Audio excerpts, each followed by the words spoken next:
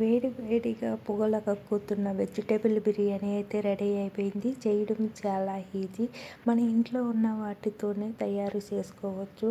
మన ఇంటికి ఎవరైనా బంధువులు కానీ వచ్చినప్పుడు ఏమి లేవే అని ఐరన్ పడకుండా ఇంట్లో ఉన్న వాటితోనే చాలా ఈజీగా ఇలా చేసుకుని చికెన్తో కానీ మటన్తో కానీ లేదా పెరుగు చట్నీతో కానీ తింటే చాలా టేస్టీగా ఉంటుంది. చూసారా, నేనైతే ఇక్కడ చికెన్ కర్రీని చేశాను. అలాగే మీకు ఇష్టమైన చికెన్ కర్రీ కానీ మటన్ కర్రీ కానీ లేదా ఆనియన్ చట్నీతో కానీ తినేయచ్చు. మరి చేయడం కూడా చాలా ఈజీ. మరి దీనికి కావాల్సినవి చూసేద్దాం. ముందుగా నేను 5 కప్పులు బాస్మతిని తీసుకున్నాను. ఒక పెద్ద సైజు బంగాళాదుంప, 4 బీనీసు, 1 క్యారెట్, 2 టేబుల్ స్పూన్ అల్లం పేస్టు, పుదీనా, కొత్తిమీర, 4 పచ్చిమిర్చి, ఒక పెద్ద సైజు టమాటా. అలాగే బిర్యానీకి కావాల్సిన మసాలాలు చెక్క, దాల్చిన చెక్క, లవంగాలు 4, 2 ఇలాచీలు, ఇంకా ఆకు, ఇలా సాజీరా 1 స్పూను. ఇవన్నీ ఇలా రెడీ చేసి పెట్టుకోవాలి. అలాగే 1 స్పూను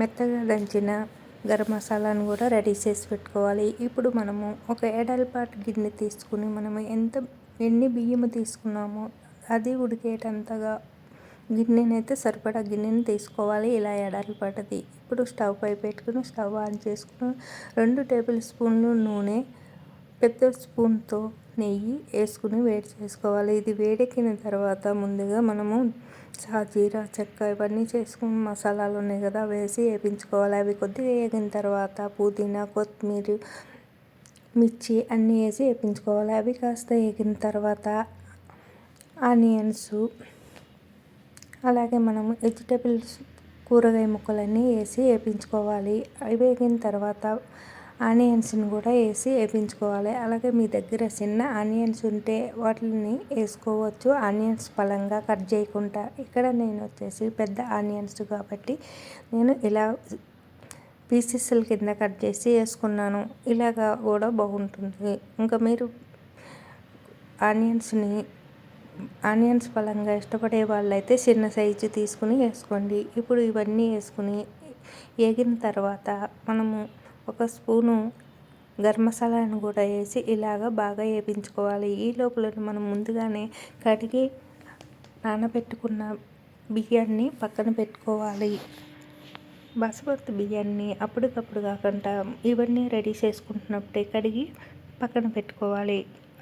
ఇవన్నీ రెడీ అయ్యేటప్పటికి బియ్యం అనేది నానుతుంది. ఇప్పుడు మనకి 1 టేబుల్ స్పూన్ కానీ మీకు సరిపడా సాల్ట్ని వేసి కూరగాయ ముక్కల్లో వేయించుకోవాలి. ఇలా కూరగాయ ముక్కల్లోనే సాల్ట్ వేయడం వల్ల ముక్కలకి సాల్ట్ అనేది పడుతుంది.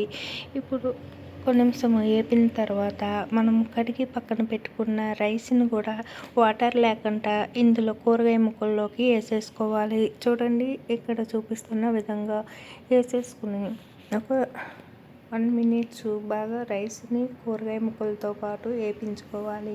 నేను ఇక్కడ వచ్చేసి టమాటా ముక్కల్ని వేయడము మర్చిపోయినాను. దీంట్లోకి ఒక బాగా మగ్గిన టమాటా వేయడం వల్ల బిర్యానీకి టేస్ట్ బాగుంటుంది. ఇలా రైస్ అంతా ఇలా వేయించేసుకోవాలి. చూడండి, ఇక్కడ మరీ ఎక్కువసేపు వేపిస్తే మీకు రైస్ అనేది ఇరిగిపోతుంది. ఇవి బాస్మతి కాబట్టి మనకి కాస్త డెలికేట్గా ఉంటాయి. కాబట్టి మరి నేను ఇక్కడ టమాటాని వేయడం మర్చిపోయినాను కాబట్టి ఆ బియ్యాన్ని ఒక సైడ్కి దింపేసుకుని ఇప్పుడు వేరే గిన్నె పెట్టుకొని కొద్దిగా నూనె వేసుకుని ఇప్పుడు టమాటాని ఇలా మగ్గించేసుకుంటున్నాను. ఇలాగే వేగిన టమాటాలని ఇప్పుడు రైస్లోకి కలిపేసుకుంటాను. మనం ఒక్కొక్కసారి ఏదో ఆలోచిస్తూ ఇంకా మనము వేయవలసింది మర్చిపోతాం కదా, అలాంటప్పుడు ఐరన్ పడకంటే ఇలా అయితే కలిపేసుకోవాలి. ఇప్పుడు వచ్చేసి అన్నిటిని ఇలాగా 1 నిమిషము బాగా కలుపుకుంటూ వేయించుకోవాలి. చూడండి, ఇలాగా ఇంకా మంట అనేది మీడియంలో పెట్టుకుని ఇదంతా చేసుకోవాలి. లేదంటే బియ్యం అనేది అడుగట్టేస్తాయి. ఇప్పుడు మనము 5 కప్పులు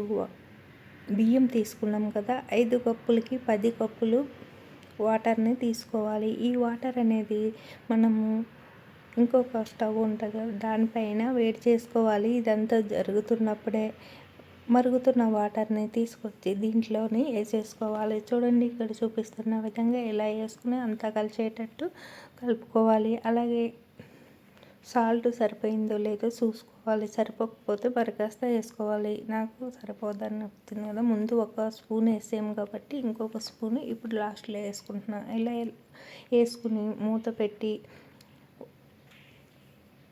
ఈ రైస్ని ఉడకనివ్వాలి. ఒక 5 మినిట్స్ ఉడికిన తర్వాత చూడండి ఇలా అయితే అయ్యింది.